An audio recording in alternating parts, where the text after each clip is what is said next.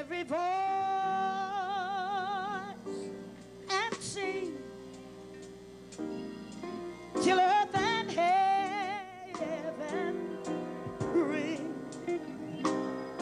ring with the harmony of liberty. Let our rejoicing rise high as the listening skies. Let it resound loud as the rolling sea.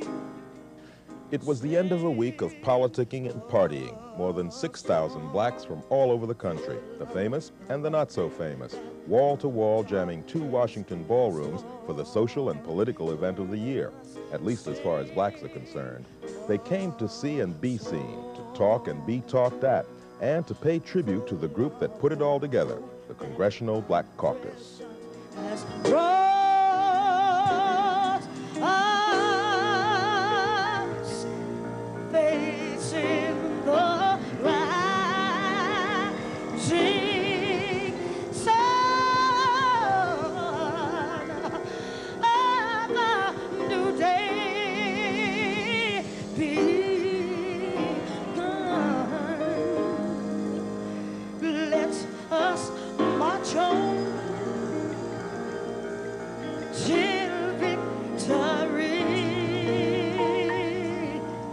is won.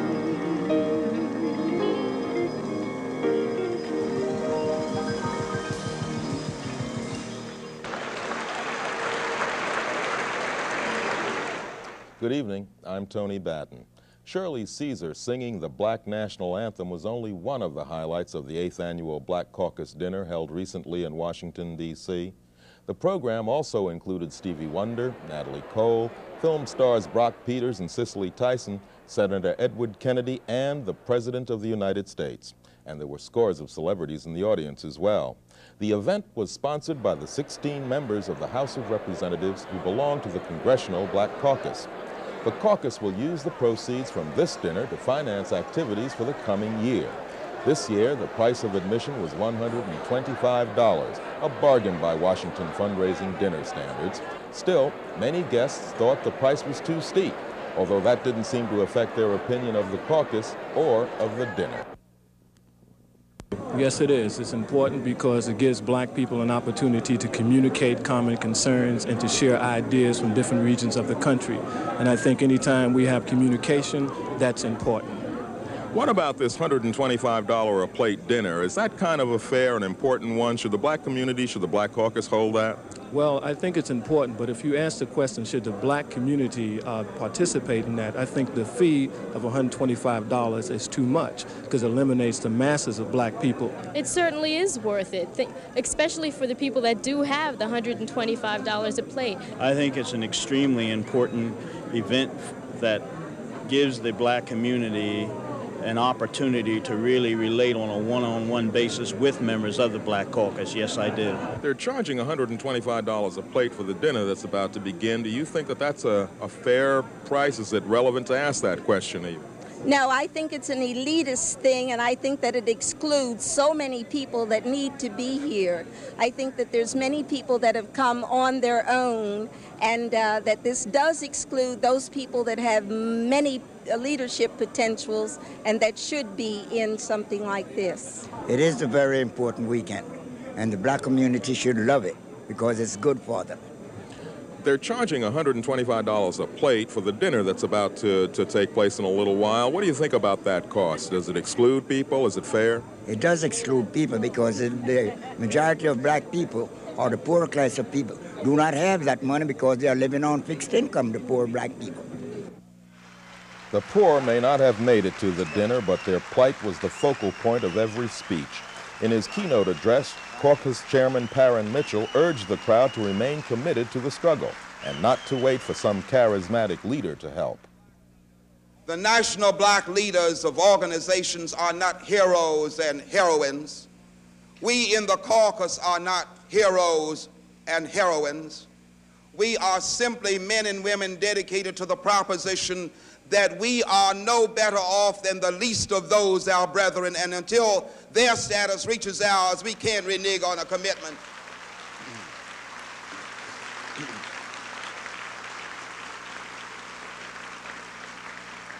And so in sharing these words with you, I say we will work together in unity, not necessarily looking for heroes, but digging to find the hero and the heroine within ourselves. Everybody's searching for a hero, someone to look up to. I never found anyone to fulfill that need, a lonely place to be. And so I learned to depend on me.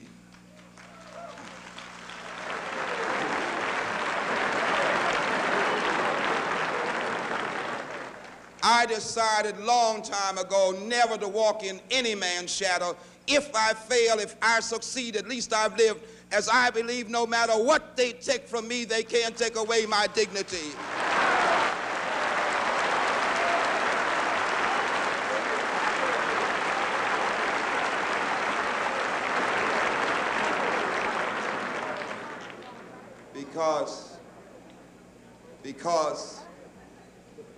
Because the greatest thing of all is happening to me.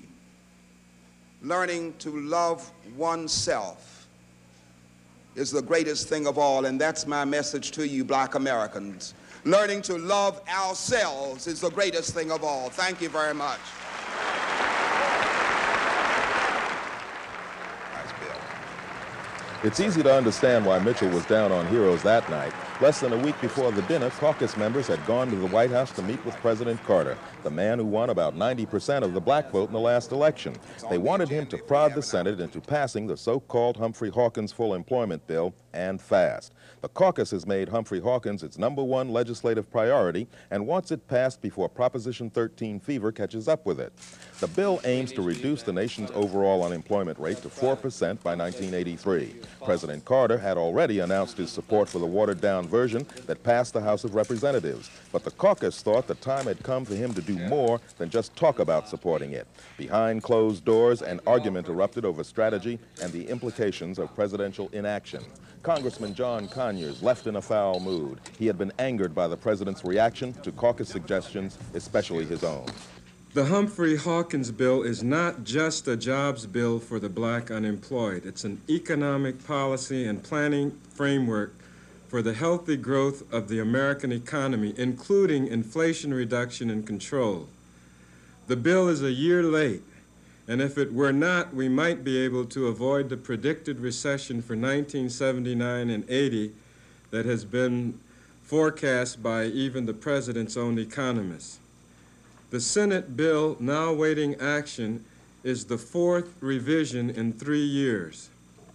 For all Americans, the Humphrey-Hawkins bill is the most important piece of economic legislation in this part of the 20th century, and unfortunately, I don't think everybody fully realizes that, and worse still, I'm not sure that the president fully understands it. At the end of all of this, there has to be a firm agreement and a strategy for action.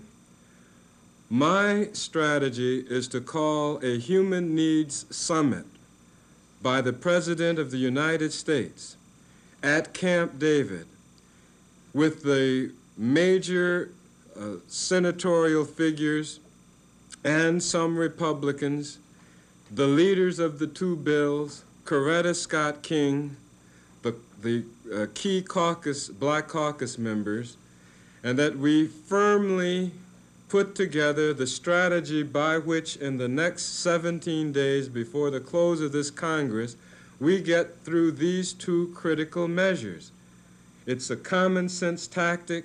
It dramatizes the fact that we're having our Middle East dispute here in the United States. The lack of a full employment bill is killing people in America. It has and continues to do so. That was Wednesday. On Thursday, the president said he hadn't changed his mind about the summit idea, but he was stepping up his pressure on the Senate. I've never called a caucus or a meeting at Camp David except once in my life. this was a unique set of circumstances where I felt that extended negotiations over several days, as you know, it turned out to be 2 weeks, in almost complete seclusion, was absolutely necessary to reach an agreement.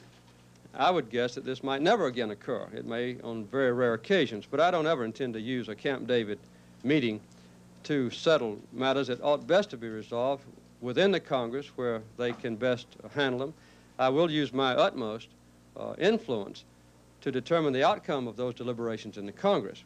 As far as the Humphrey Hawkins bill goes, I think it's very important that this bill be passed. It's a full employment commitment of our country, which I share.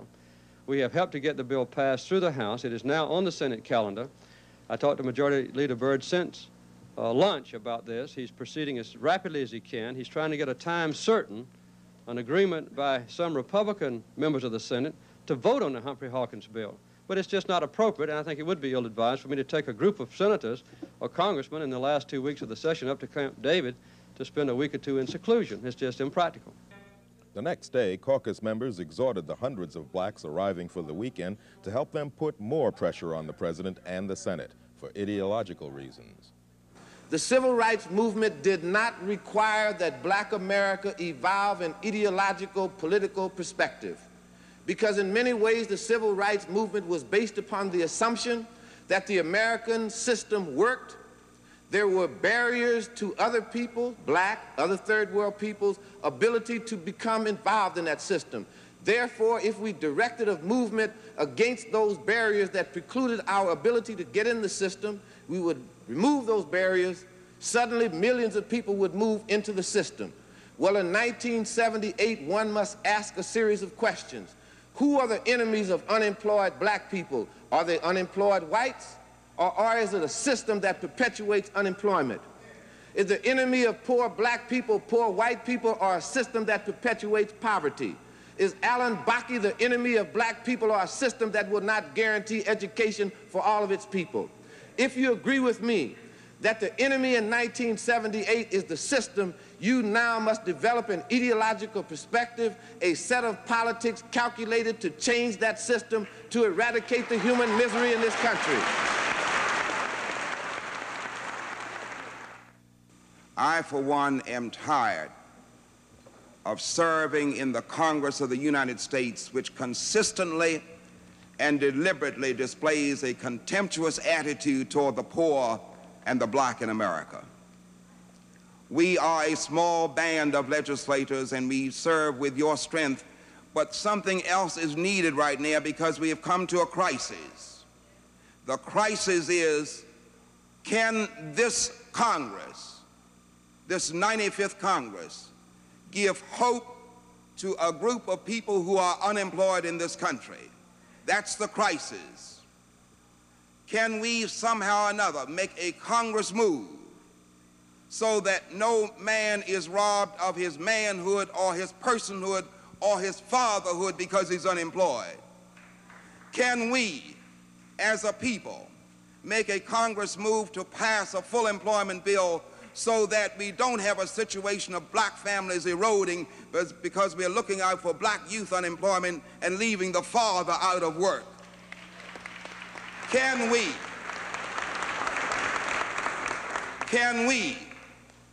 we make that commitment? We can do it by a voice vote here this morning. We can do it by a standing vote here this morning. But we can also do it by taking our bodies over in front of the Senate of the United States, where a manpower bill, where the full employment bill has still not been acted on. I submit to you that there comes a time when words are no longer significant. There comes a time when resolutions are no longer of great moment. There comes a time when men and women must place their bodies in front of a body, an institutional body, to challenge it to move. They did just that. Over 1,000 strong, they marched on the Capitol to hold a silent vigil. But the caucus knew that demonstrations alone would never move the Senate. At this point, only the president could do that. Some members believed he still wasn't doing enough and talked about withdrawing their dinner invitation to him. Friday afternoon, a peace treaty of sorts was worked out. That first meeting a couple of days ago with the president, I guess, is fresh in everyone's mind. It certainly got enough coverage. As I described it before, it was a tough, tense meeting, primarily because we in the caucus feel so strongly about this bill. Following that meeting, there's been a virtual round-the-clock effort being made to move the full employment bill to passage in the Senate before this Congress adjourns. We in the caucus met yesterday to determine what things the president must now do in order to facilitate the passage of a full employment bill.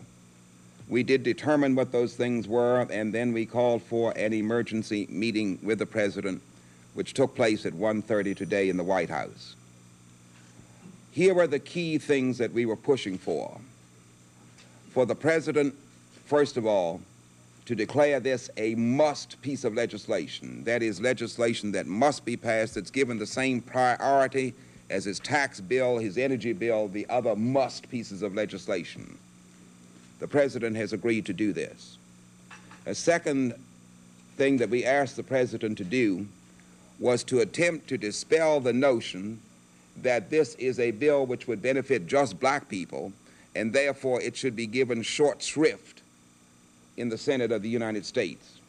And we felt that only the president of the United States could place that bill in its proper context so it would not be hurt by those who have racist orientations. It would not be hurt because it was assumed to be a black bill benefiting only blacks. The third thing we wanted accomplished from the president was a public statement spelling out in a very clear fashion those objectives that we sought from him. Ladies and gentlemen, at 3 o'clock this afternoon, for the 5th time within the last 4 days or so, the president at 3 o'clock today made his 5th public announcement committing his administration toward the passage of the Full Employment Act in this session of the Congress of the United States. Ladies and gentlemen, the President of the United States.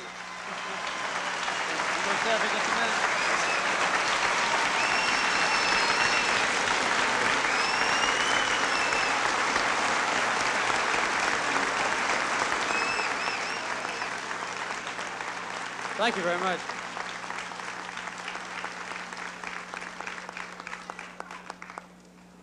Thank you very much.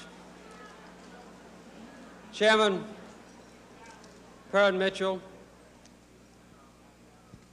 Vice Chairperson Shirley Chisholm, members of the Black Caucus, distinguished black religious leaders from all over the nation, ladies and gentlemen, brothers and sisters.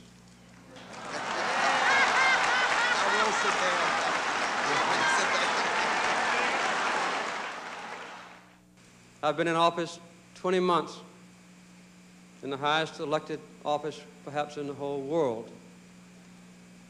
And I have forged, to my own benefit as president, to the benefit of those in the minority in this country and to the benefit of all American people, a good alliance with the members of the Black Caucus, and I'm thankful for it. When I took office a few months ago, our country had the highest unemployment rate since the Great Depression. 10 million Americans could not find a full-time job. 7 million Americans couldn't find any job at all. The unemployment rate was 8%. And we started working together, the Congress and I, and many of you who are not in government. We've added a net of 6.5 million jobs. We've cut the unemployment rate 25%. We've allotted $6 billion new dollars for youth employment. We have tripled CETA jobs. We've doubled Job Corps jobs. We've quit making poor people pay for food stamps. We've made some progress.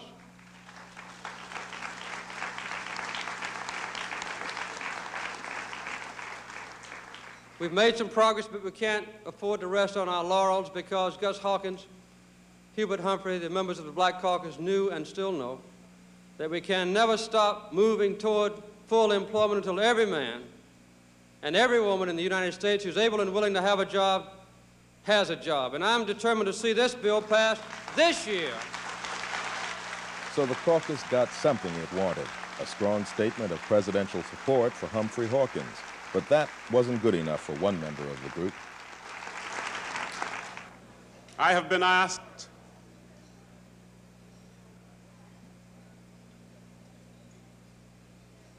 to speak at this moment for Congressman John Conyers, Jr.,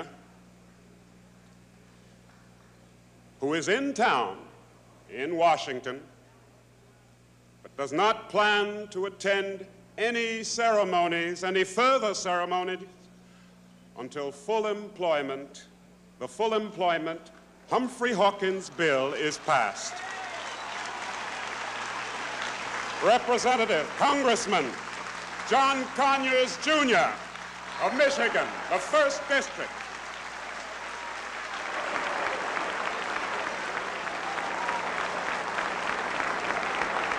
And we will have that bill. Despite Chairman Mitchell's cautionary remarks earlier, the crowd was clearly looking for heroes at this dinner.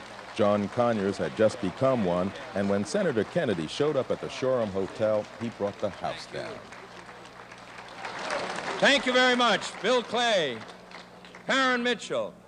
Mr. President, my name's not Humphrey and it's not Hawkins, but I'm for full employment.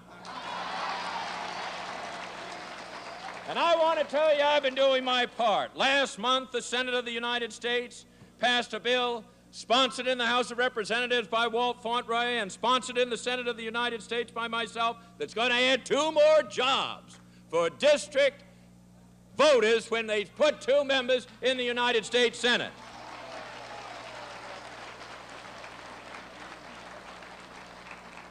But I think we are going to pass the Humphrey Hawkins bill, and I'll tell you how we're going to do it. We're going to make sure that those congressmen who oppose the measures now are converted to supporting it on November 7th when they find out what it's like to be without a job.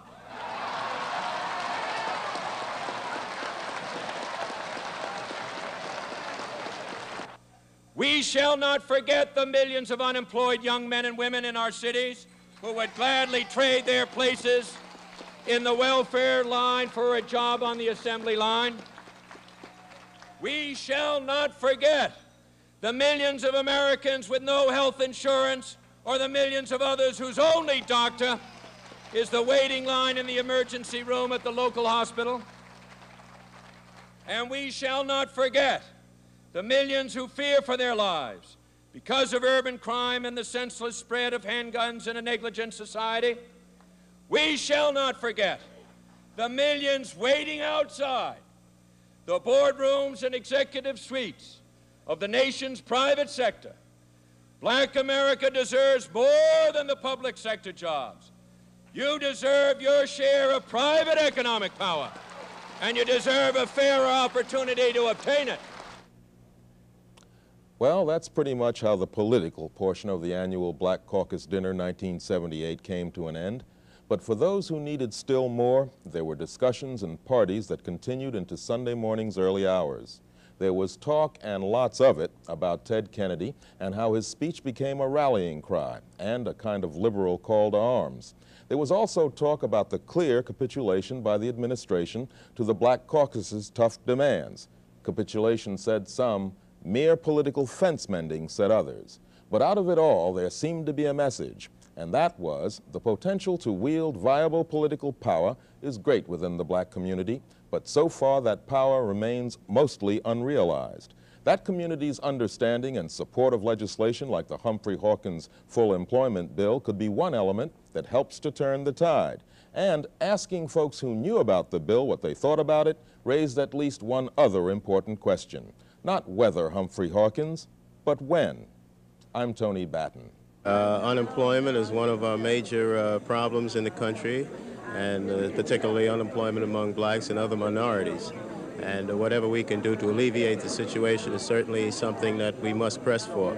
The Humphrey Hawkins bill is not only going to assist the black community, but it's going to assist all poor people to try to get some kind of financial assistance and help their own cause. See? So it's not simply a black issue, it's an issue for all people who are unemployed. It's important. It's extremely important because, as you know, unemployment among black people is very high. However, it does not go far enough. It's just a step in the right direction. We should not look at it as a panacea for the unemployment problems of black people. The unemployment problems for black people requires a massive effort that goes much further than the Humphrey Hawkins bill. Do you think the Humphrey Hawkins full employment bill is an important piece of legislation for the black community? I certainly do. As a matter of fact, I'm probably a little annoyed at the Black Caucus because I don't feel that they're pushing it as hard as they could. I think that particular bill is probably the most important piece of legislation that could benefit the black community as a whole, because we're the ones who are suffering all the unemployment. I agree with Congressman Conyers that if we can have a summit for Israel and Egypt, we should be able to have a summit for black people who are the grassroots of this country. That's the way I feel. It is an important piece of legislation owing to the fact that we are the underthread people and we need the work for our youngsters and whatever else is to happen. So we need that Humphrey Hawkins bill. Lift every voice and sing till earth and heaven ring, ring with the harmony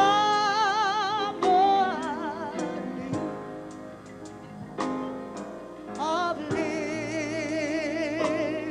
liberty. Let our rejoicing rise high as the listening skies. Let it resound loud as the rolling sea. Sing a song full of the faith that the dark past has taught us. Sing a song full of the hope that the present has brought us, facing the light.